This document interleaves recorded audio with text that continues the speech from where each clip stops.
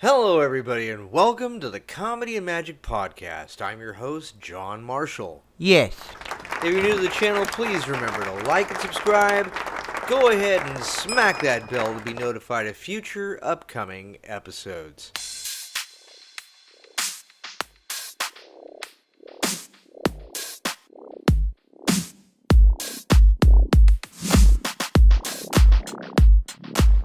Before I introduce you to today's magical guest, I would like to give you a very special sneak peek into Doug's Manipulation Act. Here we go.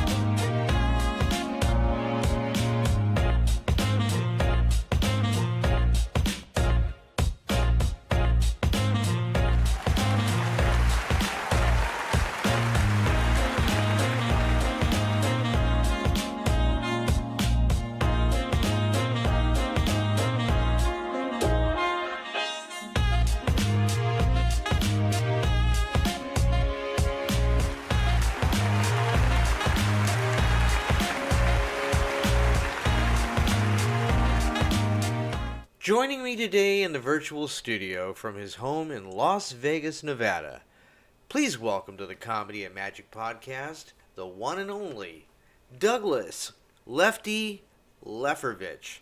Hey Doug, welcome to the show. Happy to be here. So, do you prefer Doug or Lefty? I've been called a lot worse, so either one is fine.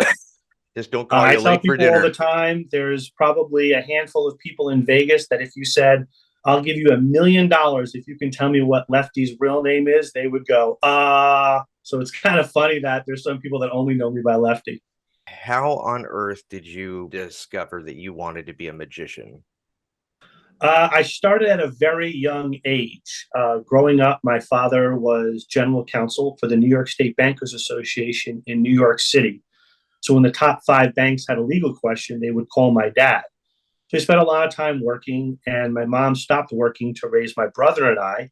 And when she was younger, she played tennis professionally. So she was very athletic, very smart. So when we were still young, when I was 4 years old and my brother was 6 years old, my mom said to my dad, you need to find an activity that you do with the boys. That's your thing. So especially on the weekends, it's something that you guys can do to bond. So my dad was thinking of something to do, and he remembered when he was younger, when he was at a YMCA camp during the summer, his counselor did a couple of magic tricks. He wasn't a professional magician. It was more of a hobby. So my dad thought that might be something fun to do with the kids. So my dad, working in New York City, found out about a magic store called Tannen's, and he went and bought a couple of tricks. And it's something that we just sort of did for fun. You know, my first show was later that year for my pre-kindergarten class. My brother, my dad, and myself performed a show. We did about a 30-minute show. I only did one trick. I was wearing corduroy brown pants, a green turtleneck shirt, a black plastic derby. And my one trick was I had a yellow and green silk tied together.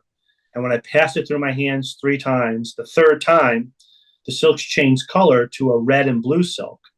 And just like I rehearsed, I bowed, and there was no reaction. And I ran over and started crying to my mom. How dare you? So that was my first performance experience. But then over the next couple of years, it's something that we just did for fun. We would do it for family gatherings. So if it was Christmas time and aunts and uncles and grandparents were in town, my brother, my father, and I would do a small show. We would do a show for my grandmother's birthday. And then my neighbors who had young boys heard that we were doing magic, and they approached my mom and said, how much would it be for your boys and your husband to do a show. And my mom said, I don't know, $35. So all throughout elementary school and through high school, my brother and I did shows with my dad. My dad, of course, got the short end of the stick because my brother and I split the money. My dad didn't get any of the money and he paid for all the tricks. But I learned a lot about being professional and writing a show order. And after the show, we'd always find a fast food restaurant and we'd go and we'd sort of break down and assess what was good, what was bad, what could be better the next time. But when my friends in high school had jobs like delivering newspapers or bagging groceries, my brother and I did magic shows. Awesome, man. That's kind of a Cinderella story right there, man. That's awesome. For me, as I got older, it was interesting. I was always very good at puzzles and I'm a very visual person.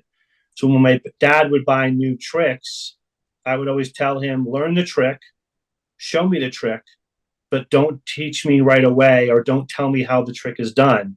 And I try to figure out how the trick was done. And sometimes I got it right, sometimes I got it wrong, or sometimes I thought of a different way the trick could have been done. But for me, it was more of a mental exercise about trying to think about possibilities and applying what I learned with previous tricks to the trick that I was seeing for the first time.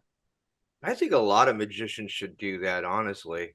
I mean, good ones anyway, that write their own material and want more than just what the magic trick was described to do. You get a basic outline of pattern, you get your presentation when you buy the trick, and it's up to the magician to bring it to life. And obviously, you were taught that at an early age, and that's awesome. Well, I also experienced it later in life when I was in college.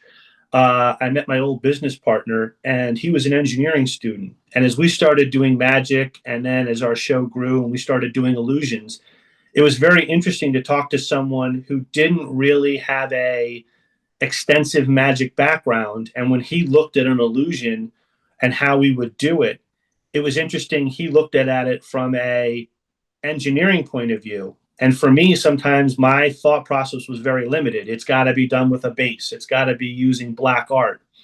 And he looked at it and went, well, why can't we do it this way? Just because it hasn't been done like that before, it doesn't mean it can't be done.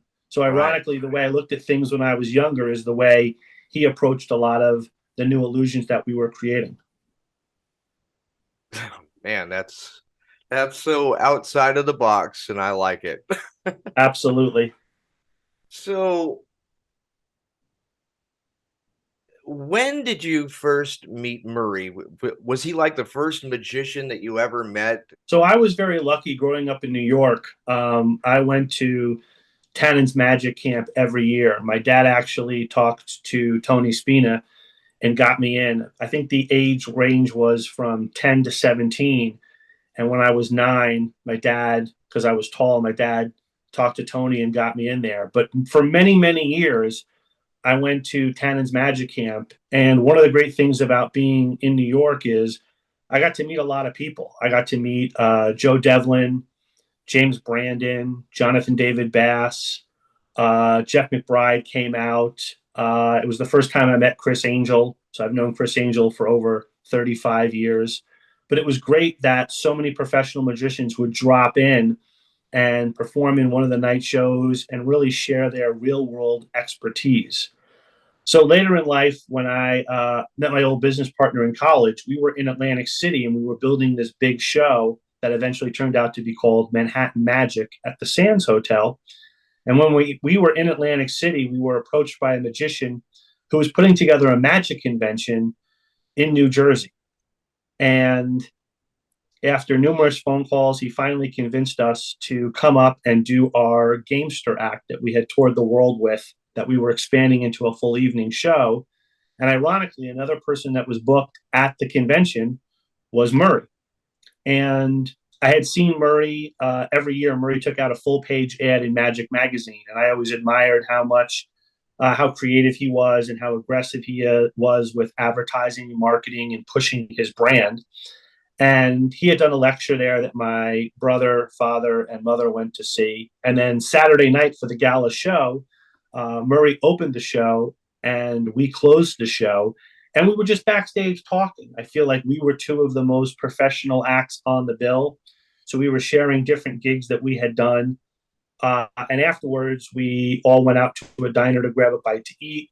We exchanged information. And then for about the next year and a half, we kept in touch, and it was a way for us to pass back gigs back and forth. Like we got a call to do a gig in Austria at a magic convention, and we had already been booked in Thailand. So we contacted Murray and said, "Hey, can you do that gig?" And then he contacted us. And then while we were living in Atlantic City, he got booked at the Showboat Casino in a show. So we hung out numerous times. So it's something that slowly evolved. And then, ironically, after our show in Atlantic City, we had planned to move to Las Vegas. And just by happen circumstance, Murray had a meeting, and he moved to Las Vegas 2 weeks after we came out here, totally separate, because he had a show at the Frontier. So that's sort of how our friendship and relationship started. Murray's still working in Vegas? He still is working in Vegas. He currently has his show, Murray the Magician, at the Tropicana inside the Laugh Factory 4 days a week, Thursday, Friday, Saturday, Sunday. And he's also the special guest act in the Topless Review Fantasy over at the Luxor. And he does that 4 or 5 days a week. But Murray's had his own show. Yeah, so Murray's had his own show in Las Vegas for the past 10 years. He did about 4 years at the Tropicana in the room we're in now. Then he moved to Planet Hollywood for a couple of years. And now we're back at the Laugh Factory inside the Tropicana. So we're both very fortunate to be having worked on the strip for the last 10 years. Yeah, that's definitely something to be very proud of. Not very many magicians can say that. Even Lance Burton has faded off of the strip, or is he still there? He actually he's still touring, but he moved to Kentucky. Okay. I think he was just tired of Vegas because he had been out here for so many years. But occasionally I see his posts on social media where he's out touring with Michael Goudeau and Fielding West and still doing shows. So I think once you get bit by the magic bug, it's hard to give it up. I agree with that. I love Fielding. I've seen his show in person and on video. And of course, I have a lot of his DVDs of teaching magic. And he's one of the hardest people to actually get a friend's request on Facebook. Him, my mentor, Jeff McBride, he won't take my friend's request either, which is just like, what was I, the student voted less likely to succeed? What happened? I mean, none of them want to be my friend. What happened? So you guys did America's Got Talent, and you guys went how long on the show?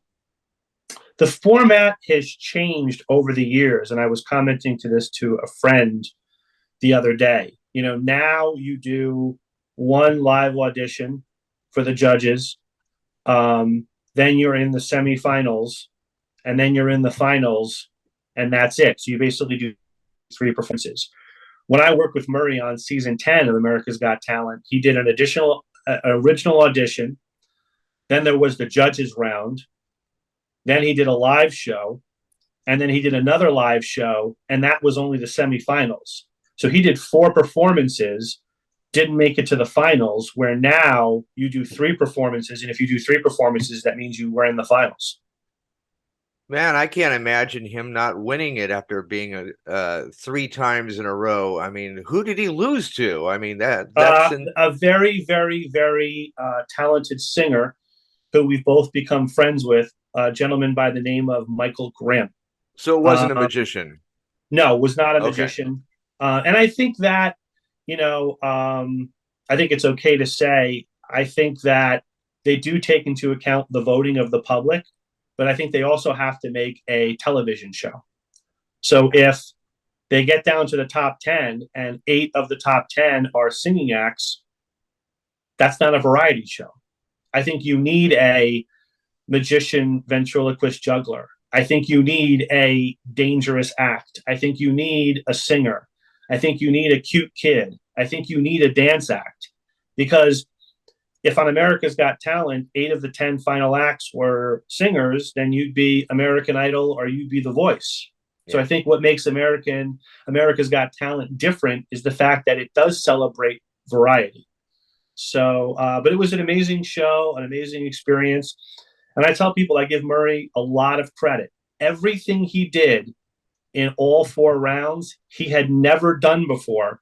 So the first time he was doing it was live on television, which even though Murray had done thousands of shows, it's very nerve wracking doing something for the first time, especially in front of millions of people. Who was the hardest judge to get something passed on there? I mean, I feel like Howie has a different understanding than the other people. When Murray was on, the 3 judges were Murray, Sharon Osbourne, and Piers Morgan.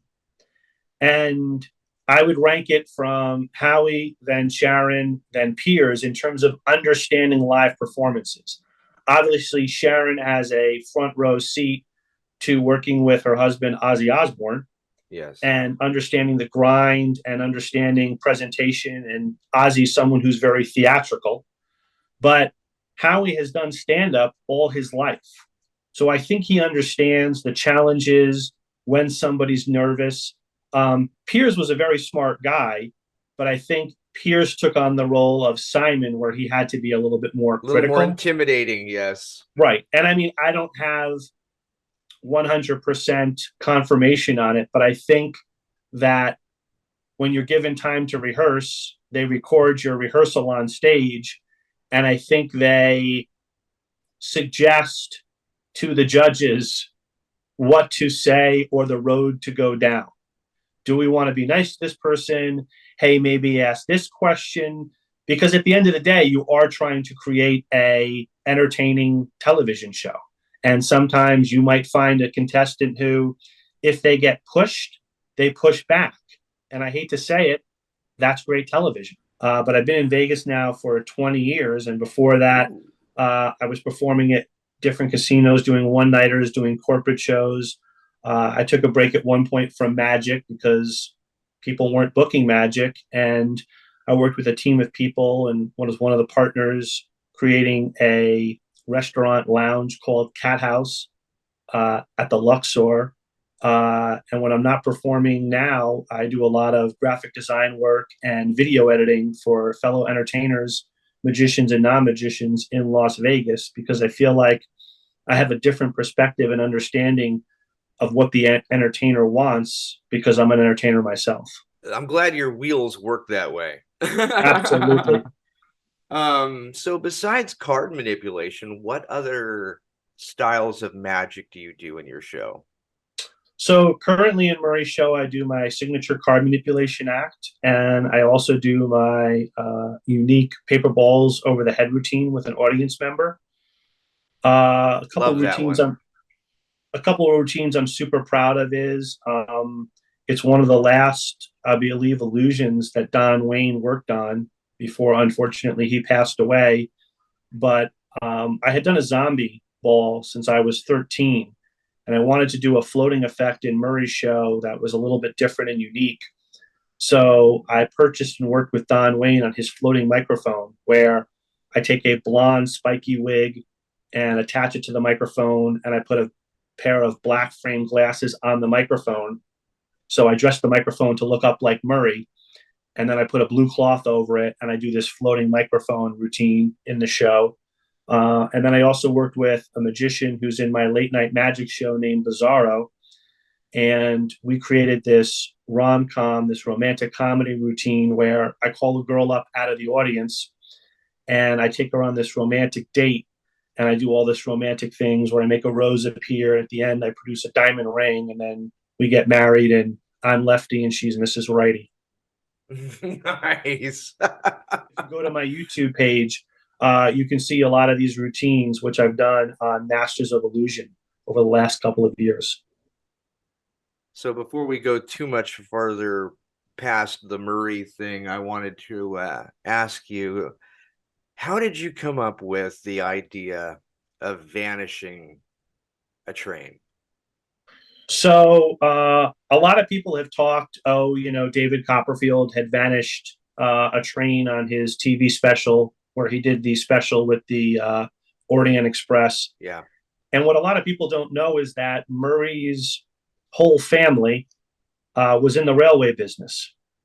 Hmm. So because Murray had done television before and Murray had performance experience and was comfortable in front of the camera, after he did his performance where he turned a girl into a tiger on America's Got Talent, they approached him and said, "Hey, tomorrow we want to do this interview with you and Nick Cannon, the host at the time, and we want to ask you a question. We want to ask you, what did you have to give up in order to be on this show?"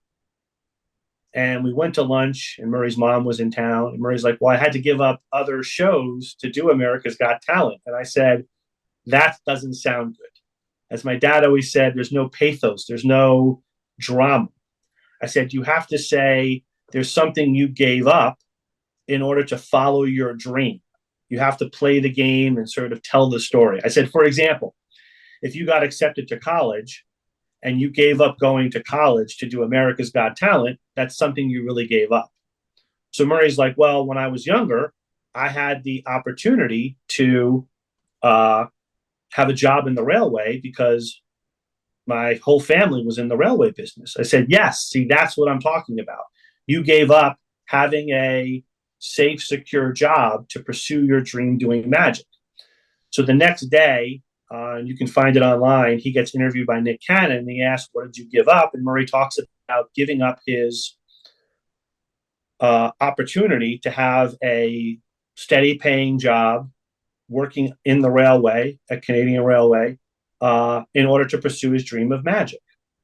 So when they asked Murray what he was going to do for the next round of America's Got Talent, can you do something big? Murray wanted to do something small in personality, but they were like, can you do something big? We talked about producing a train. And the reason why we talked about producing was the train was because his family came from the railway, and we thought producing something is a much greater feeling for the audience when there's nothing and then there's something there, as opposed to the opposite of vanishing. However, 2 rounds earlier, Murray had produced a Ferrari in Las Vegas for the judges round. So the producers of the show said to Murray, hey, instead of producing the train, can you vanish the train? So Murray did research and found a train that was very similar to the one that his dad had worked on. And that's how the train illusion came about. That's a really good story, man. I like it. Yeah. So you went from magic consultant to illusionist extraordinaire. So that brings us to your current show that you're running in Vegas right now. It starts at 11 o'clock at night, and there's no kids allowed. No kids. Tell us a little bit about how that is going. Great. Late Night Magic is a fun show. It features a diverse cast of 5 magicians. The main cast is myself as the host. We have John Shaw, who's one of the top sideshow freak show performers in the country. We have Bizarro, who's known as the optical illusionist, and all the magic he performs in the show he creates. We have Anna Rose, the mental influencer. She combines magic, mentalism, and hypnosis. And then we have Mondre, who does one of the best dove acts in the world, who closes the show.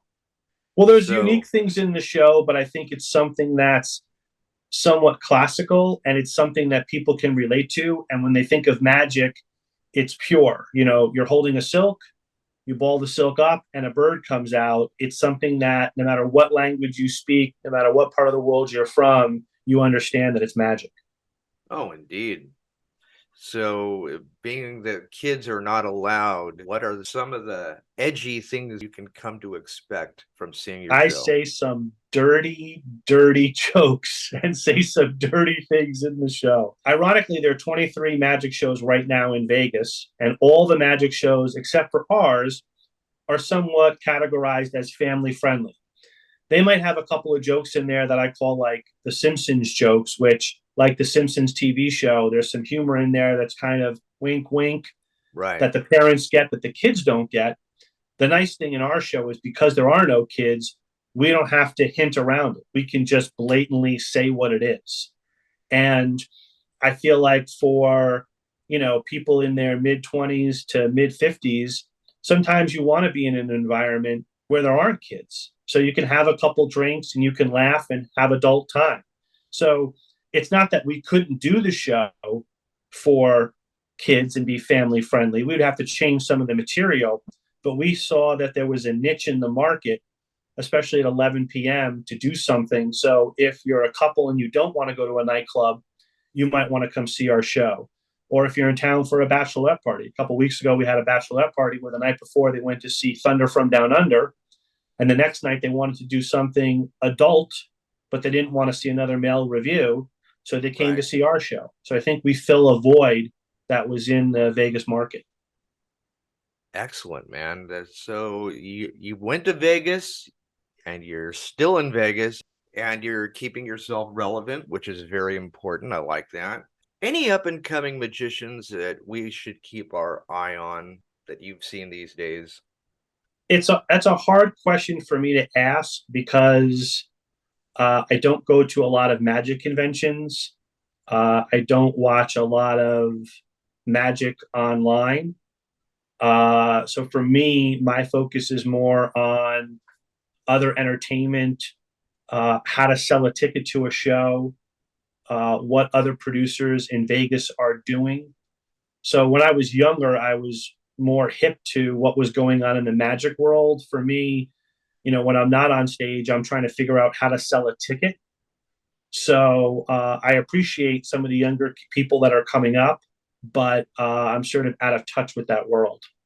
Well, keeping that in mind, what is like a normal run for a magic show in Vegas for the venue starts to get a little antsy? Hey, we got to make some changes, or we got to do this. Have you discovered a lot of that in your time in Vegas? I think it all depends on the deal that you've struck and the partners you work with. The partners I work with over at Alexis Park, who run the modern showrooms, Pete Housley and his team at Admit VIP, they're very helpful, but they're more behind the scenes. They help out with more of the business side of things. And I'm very fortunate that they let me take control of the creative portion of the show. They'll come in occasionally and say, "Hey, have you thought of doing this?" or "Hey, have you thought of doing that?" But because I've done magic for over 40 years, they really trust my decision. And I'm definitely someone who's by committee, where because I work with a great team of people in the show, we're always jamming on ideas. How can we make this a little bit better? And because we do the show every Friday and Saturday at 11 p.m., we have the opportunity to try stuff. We might try a gag or might try a joke, and maybe it falls flat. And then the next week we change it.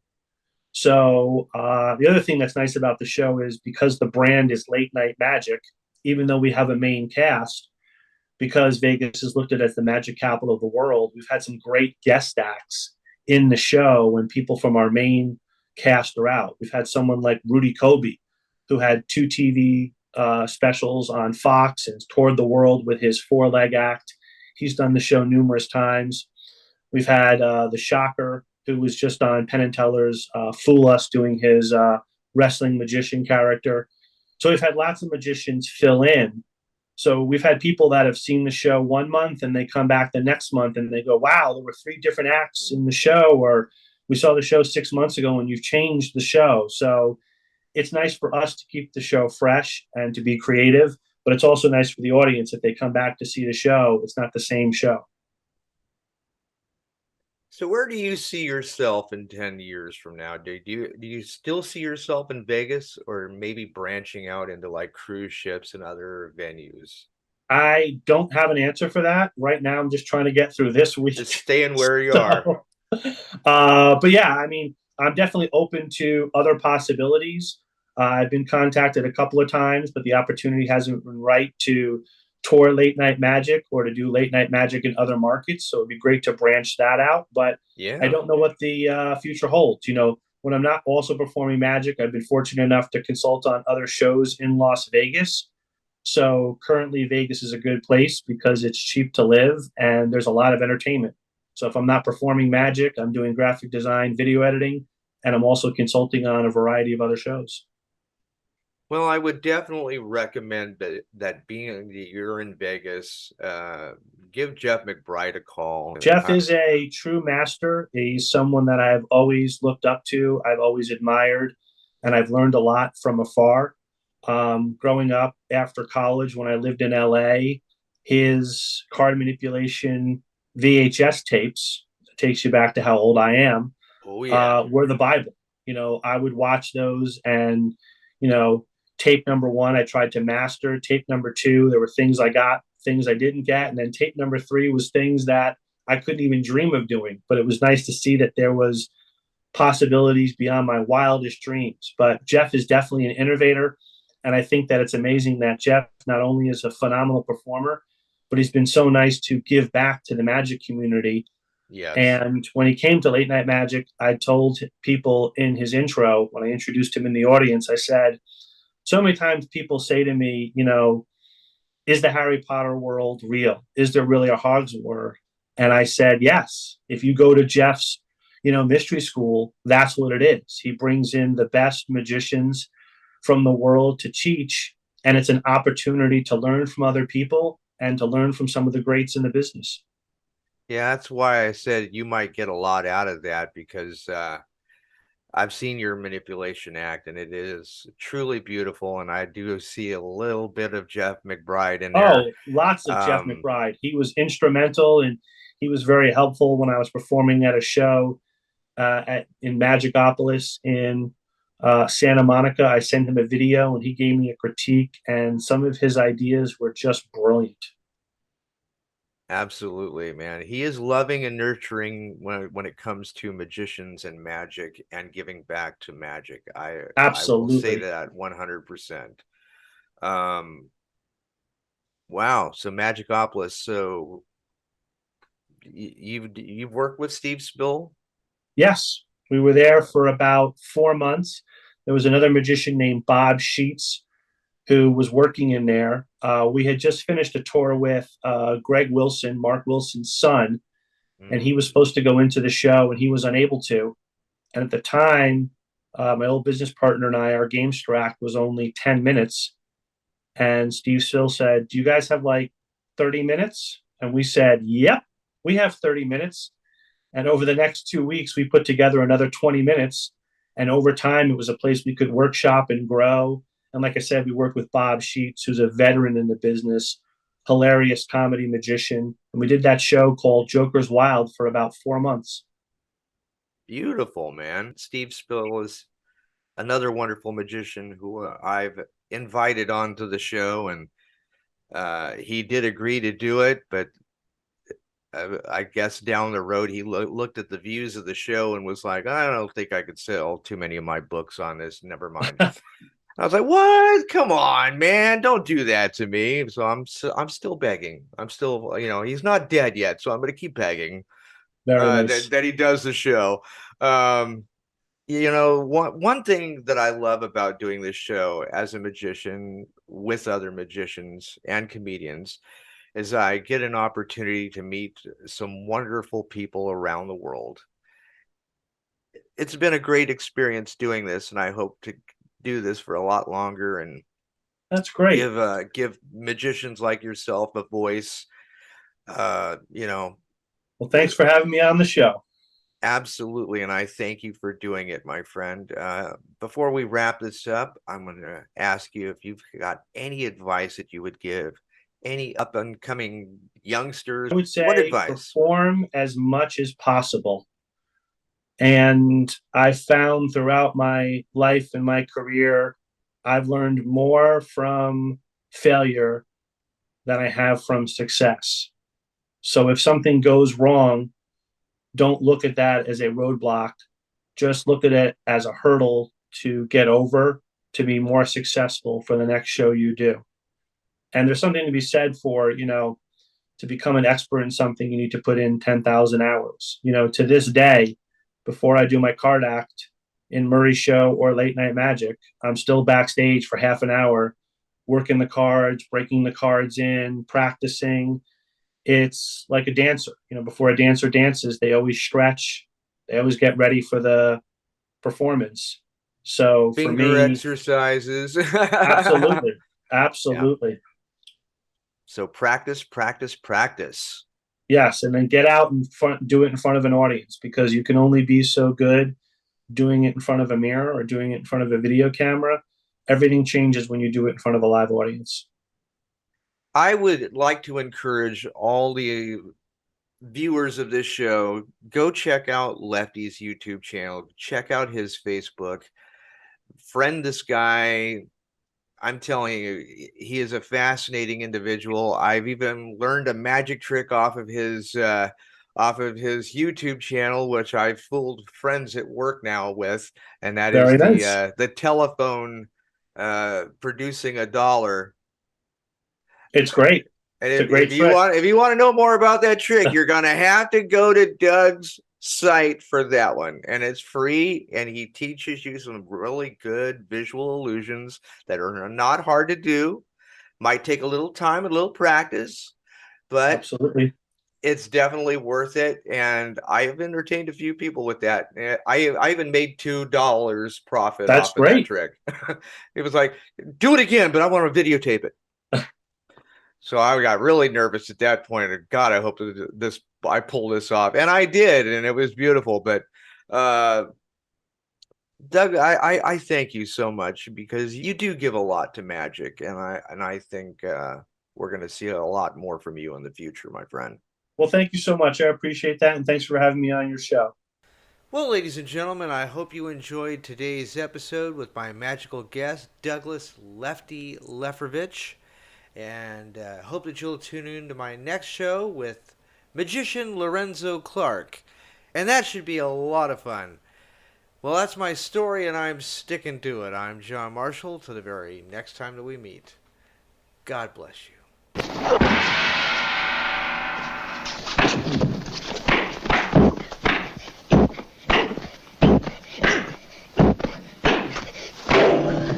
Watch this with this.